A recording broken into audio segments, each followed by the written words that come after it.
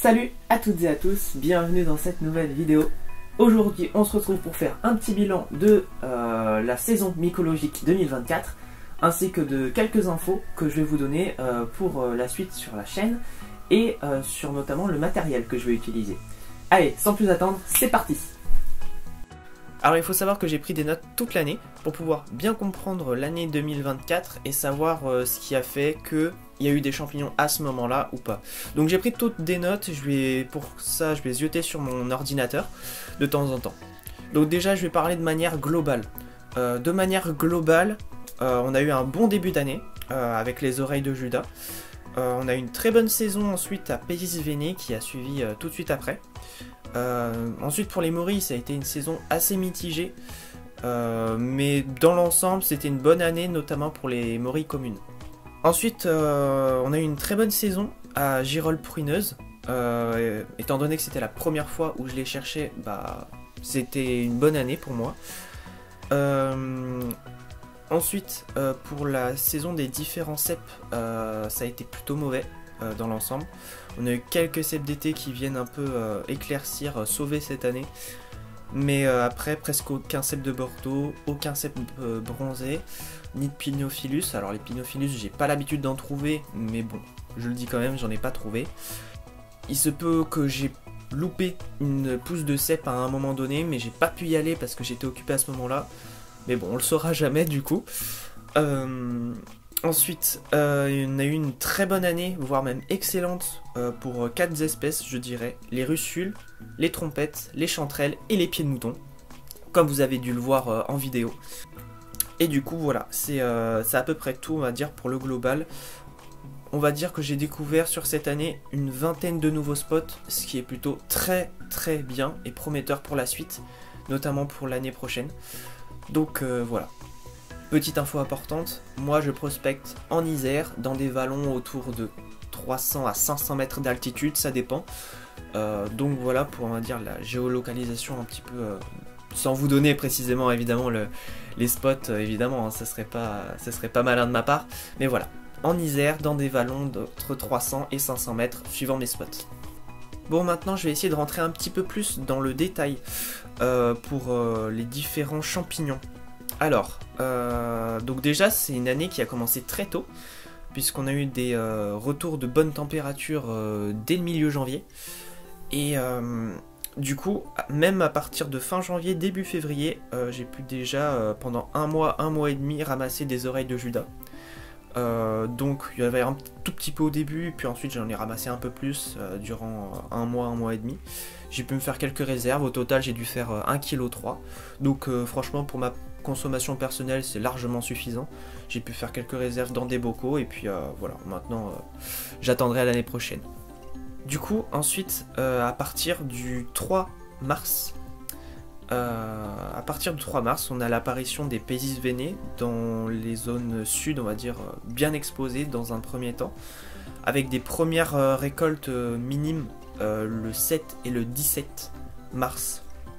D'ailleurs, le 17, je vais déjà apercevoir la première morille, le 17 mars, morille commune qui est découverte. Et le 20 mars, j'ai pu faire une petite cueillette de quelques morilles dans les zones les plus exposées. Et à partir de ce moment-là, j'ai pu commencer à ramasser quelques belles Pézis également, belles Pézis-Véné. Et jusqu'au 9 avril, j'ai pu vraiment cueillir de la Pézis-Véné à bloc, on va dire. Pour les morilles, c'est resté timide en fait environ jusqu'au 24 mars. Et à partir du 1er avril, là j'ai pu faire quelques magnifiques morilles. Jusqu'au 9, ça a duré une grosse semaine, on va dire la pleine saison. Pour moi en tout cas. Pour les belles morilles. Et il y a eu quelques morillons aussi, mais très éparses, voilà. Donc du coup, un total pour les Pézis pour cette année, j'ai fait à peu près plus de 4 kg, donc franchement je suis très content. Première année où je ramasse vraiment de la Pézise. Et pour les morilles, 1,8 kg, presque 2, donc franchement, pour moi aussi, je trouve que c'est plutôt raisonnable, c'est plutôt pas mal. Je pense que l'année prochaine, si les températures sont clémentes évidemment, si on a tout ce qu'il faut, il y a moyen que je puisse faire un peu plus cette année suivante là. Donc voilà, j'ai hâte de voir un peu ce que ça va donner. pour ensuite continuer, on va dire, sur la même période, j'ai pas trouvé de vrais mousserons. En tout cas, des trichomes de la Saint-Georges, j'en ai pas trouvé potable. Je suis arrivé trop tard. Mais nouveau spot, du coup, l'année prochaine, c'est pareil, je vais pouvoir y retourner au bon moment, normalement. Ensuite, début juin, arrivée des girolles pruneuses qui ont beaucoup fait parler d'elles, hein, ces girolles tout au long de l'année. On va y revenir un petit peu après. Donc première cueillette dès le 8 juin, avec quelques petites au début. Et quelques belles cueillettes ensuite ont suivi. Fin des palens, fin juin, début juillet. Même jusqu'à fin juillet, il y a eu quelques restes. Donc franchement, bonne saison, on va dire, à girolles pruneuses. Première fois que je les cherchais vraiment, comme je disais hein, tout à l'heure. Donc pour moi, j'ai fait 1 kg de girolles pruneuses. C'est largement suffisant pour ma consommation. Et également, bon, j'espère en trouver plus par la suite, évidemment. Mais disons que vu que c'est la première année où j'en cherchais vraiment, trouver 1 kg comme ça, franchement, je suis plutôt content. Du coup, en même temps, à la mi-juin, découverte des premiers petits pieds de mouton. Alors, j'ai été assez étonné. Mais voilà, dans mon spot où je trouve en général les pieds de mouton fin d'année, là ils ont déjà commencé à la mi-juin, donc assez étonné. Et il y en a vraiment beaucoup de petits. Alors pas ramassables, hein, c'est vraiment juste le début de la pousse. Mais voilà, c'est vraiment très encourageant pour la suite. Donc ensuite, il y a une petite coupure pour ma part dans cette saison-là. Et je suis de retour dans les spots le 21 juillet, pendant une pousse du coup de cèpe d'été. Où il y a eu quelques beaux exemplaires durant les jours qui ont suivi, le 21 juillet, donc du 21 au 24 je crois. Du coup j'ai dû faire un total d'à peu près 1 kg de cèpe d'été. Et après les cèpes d'été j'en ai pas retrouvé vraiment, j'en ai retrouvé un ou deux par-ci par-là, mais vraiment ça a été plutôt timide cette année. En tout cas pour cette espèce là ça a été timide.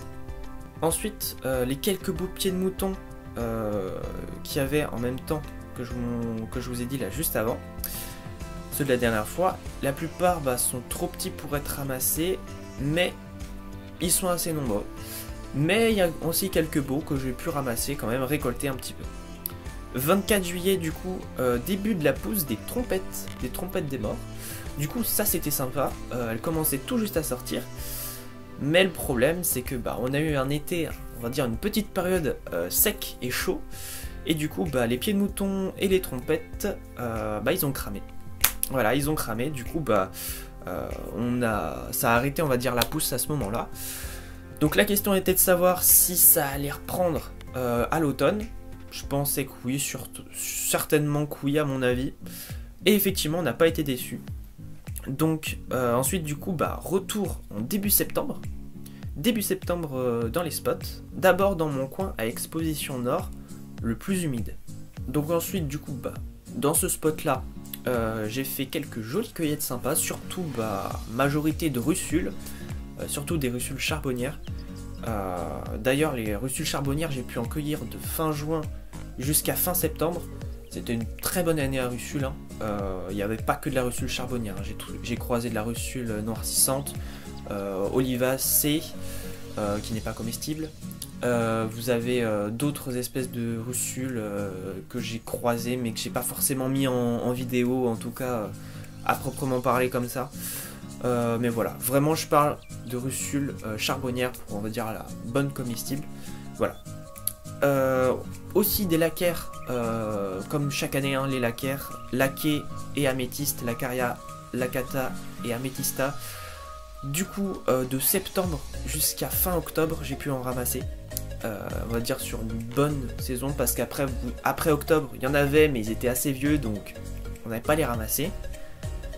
Voilà pour les lacquers. Ensuite, vous avez les premiers cèpes de Bordeaux qui sont apparus le 20 septembre pour moi. Un peu plus tôt que les autres années, mais il y en avait vraiment très peu, et en qualité on va dire médiocre, parce que la limace elle était passée. Très grosse année à limace, hein, parce que beaucoup de pluie égale beaucoup de limaces. Et du coup les champignons ils sont les premiers à en pâtir, surtout quand ils sortent on va dire d'une nouvelle pousse. On a eu la sécheresse avant, beaucoup de pluie, les premiers champignons qui sortent, les limaces les attaquent direct. Voilà, c'est normal. Mais bon, c'est un peu pénible du coup, vu que c'était presque les seuls cèpes de Bordeaux qu'on avait cette année. Parce qu'ils sont apparus le 20 septembre, mais ils sont pas restés très très longtemps. Hein. Jusqu'à fin septembre, début octobre, j'ai pu en cueillir un ou deux de plus, mais vraiment c'était même pire que les cèpes d'été. Du coup ensuite, fin septembre, on a quelques trompettes qui arrivent enfin dans mes spots. Ça reste timide pour le moment, fin septembre. Mais en même temps, il y a une belle apparition de pieds de mouton et de chanterelles en tube dans mon spot du coup, de fin de saison.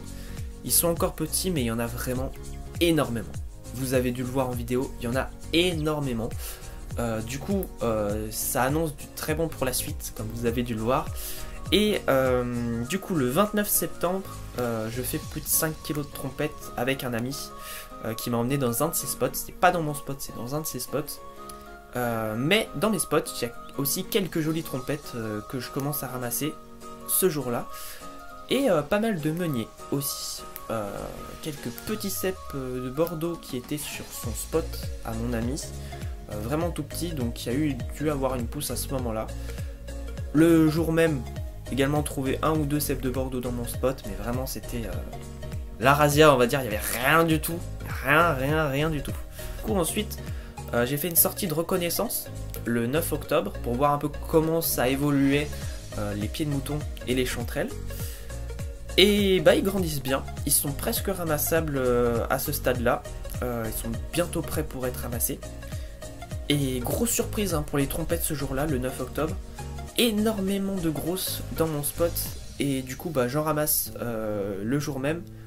Le pourquoi j'en ramasse le jour même, je vous laisse aller voir la vidéo, c'est assez marrant. Et les jours suivants aussi, jusqu'à fin octobre, je vais trouver de la trompette et en ramasser vraiment énormément. Du coup, pour le total de trompettes cette année, en comptant la sortie avec mon ami sur son spot, on est à plus de 8 kg, 8,7 kg à peu près. C'est vraiment énorme, c'est ma plus grosse année à trompette. Voilà, j'ai pas tout consommé évidemment, j'ai fait des réserves et puis j'en ai donné aussi pas mal à des amis. Donc franchement, amis, famille, ils se sont régalés aussi.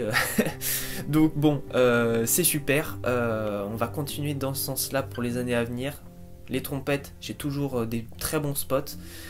Malheureusement qui commencent à être un peu connus, donc il va falloir vraiment que je fasse attention à y aller, on va dire, en premier. Premier arrivé, premier servi, on va dire. Mais bon, cette bonne guerre, il en faut pour tout le monde. Hein. Ensuite, du coup, début des cueillettes de chanterelles et de pieds de mouton, le 20 octobre. Jusqu'au 11 novembre, du coup, la dernière sortie que j'ai faite, en tout cas jusqu'à présent. Voilà. Et du coup, énormément de chanterelles et de pieds de mouton. Malheureusement pour les pieds de mouton, il y a les sangliers qui sont passés. Du coup, j'ai pas pu, on va dire, ramasser tout ce qu'il y avait, on va dire, au début. Il y a eu une grosse perte, je pense que au moins 50%, si ce n'est plus, des pieds de mouton ont été ramassés, même plutôt mangés par les sangliers. Je pense qu'on est autour de 50%. Donc, pour vous dire, un total de chanterelles cette année entre 6 et 7 kilos, c'est vraiment très bien. En tout cas pour ma part, hein. Voilà, il y en a qui font des dizaines de kilos, moi je me contente de ce que j'ai dans mes spots et c'est largement suffisant pour moi. Et pour les pieds de mouton du coup, 6 kilos environ, donc si il y avait eu tous les pieds de mouton, bah, j'aurais fait facilement une dizaine de kilos. Mais bon, c'est pas grave, 6 kilos c'est déjà très bien. Pareil, hein, j'ai pas du tout pris, j'en ai donné à des amis, des chanterelles et des pieds de mouton.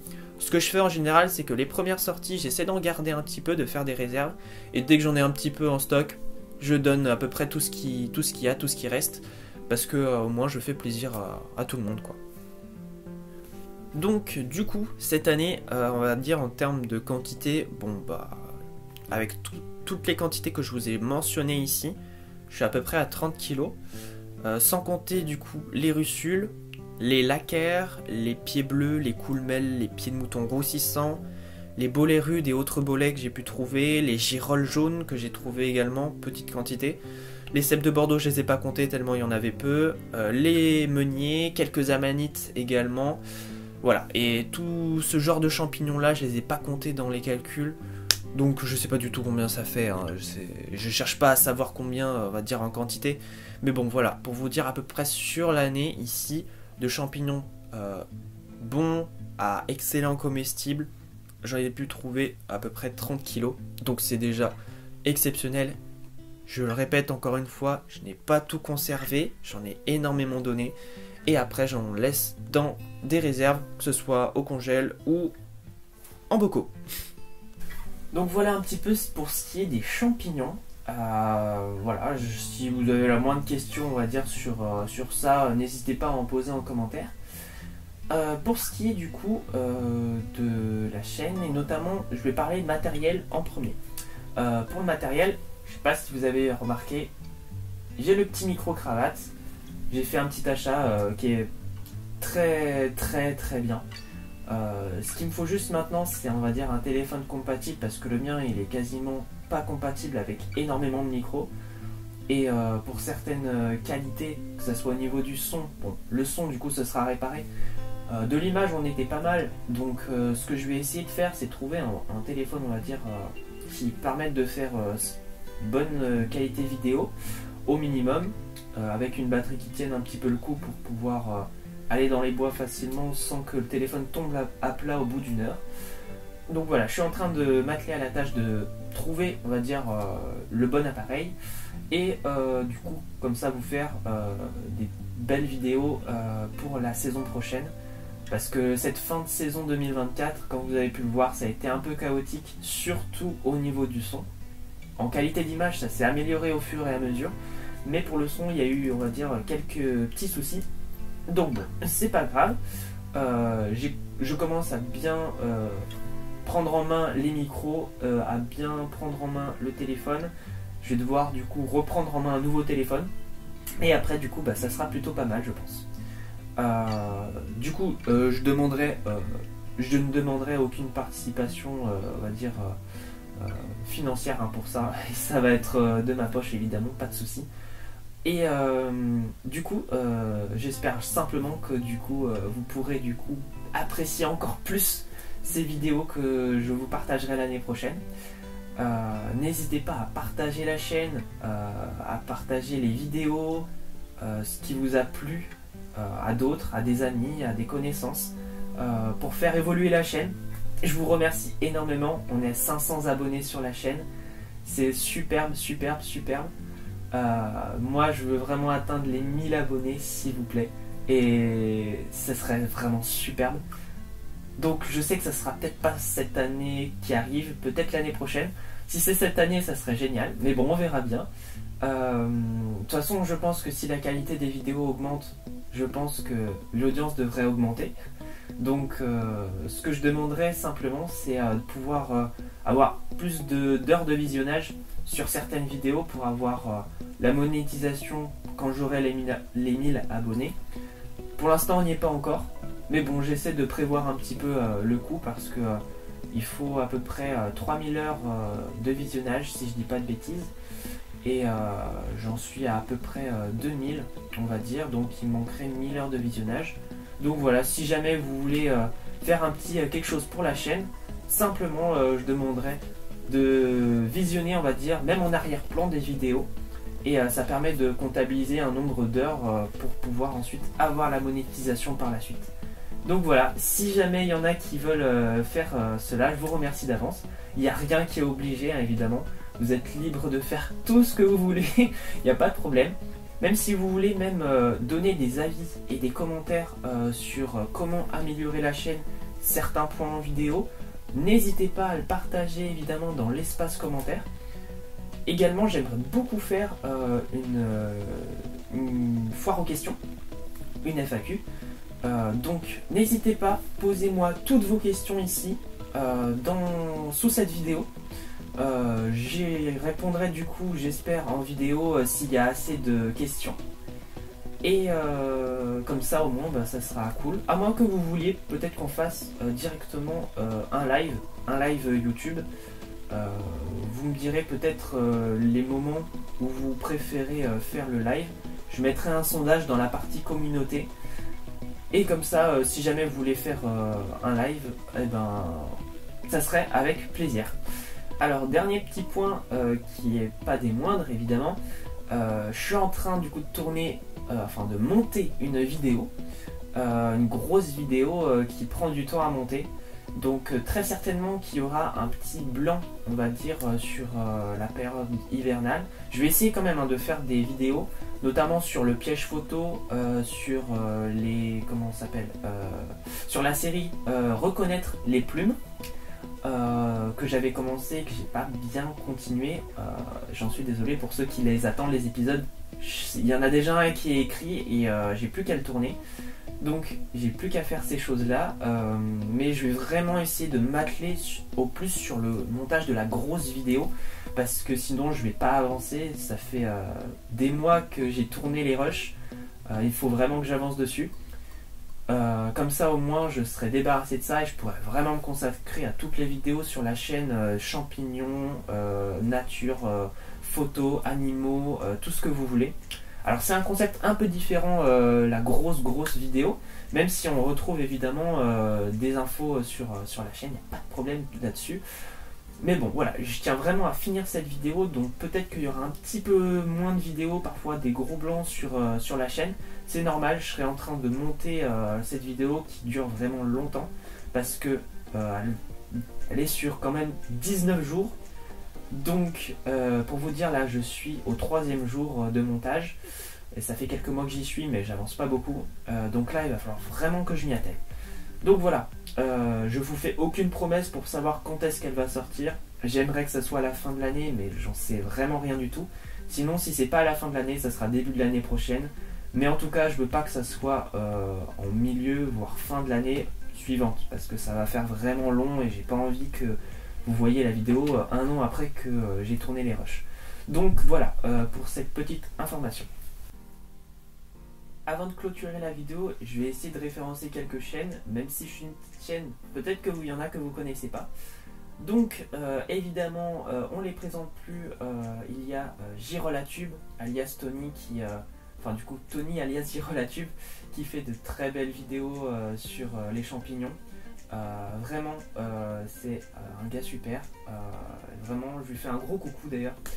Et donc voilà, allez voir ces vidéos si vous ne connaissez pas, notamment là ces dernières sur les lutescences, elles sont vraiment exceptionnelles. Il en a vraiment trouvé partout, enfin il était sur un spot avec des amis qui l'ont invité sur ces spots et franchement c'était superbe. En tout cas moi je me suis régalé, on en prend plein les yeux. Vous avez aussi Stéphane de la chaîne Je peux pas, j'ai champignons, qui fait également des vidéos sur YouTube. Franchement, allez le voir et allez le soutenir, hein, s'il vous plaît, si vous ne le connaissez pas évidemment. Vous avez alors du coup les champignons de Belette, Belette 54 avant, qui a changé de nom de chaîne il n'y a pas longtemps, que vous pouvez aller voir également et qui fait beaucoup de sorties champignons, qui fait beaucoup de shorts également. Et ça c'est super intéressant. Il est très calé surtout au niveau de la morille, donc ceux qui veulent vraiment en apprendre beaucoup sur ces champignons là, vous pouvez aller voir sa chaîne. Il a fait déjà beaucoup de vidéos sur le sujet. Également vous avez d'autres chaînes, alors j'ai pas tous les noms en tête. Vous avez Fan de Champi que je suis, côté luxembourgeois si je dis pas de bêtises.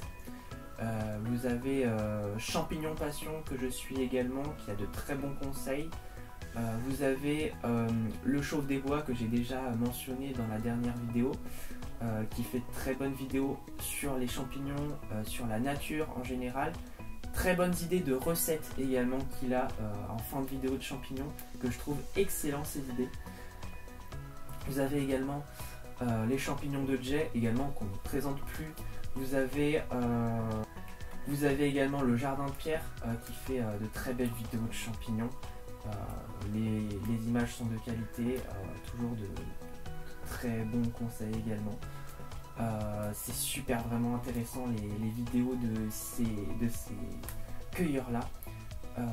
J'en oublie peut-être, je suis vraiment désolé, j'ai pas tout noté. Mais en tout cas, j'ai dit les principales en tout cas que j'essaie de suivre. Donc voilà, à tout cela je vous fais un gros coucou si vous voyez cette vidéo. Et puis bah moi je vous souhaite du coup une bonne fin de journée. Je sais pas quand est-ce que je poste cette vidéo. Une bonne journée, une bonne fin de journée. Et puis bah n'hésitez pas, abonnez-vous à la chaîne. plus on sera nombreux sur cette chaîne et mieux ce sera évidemment.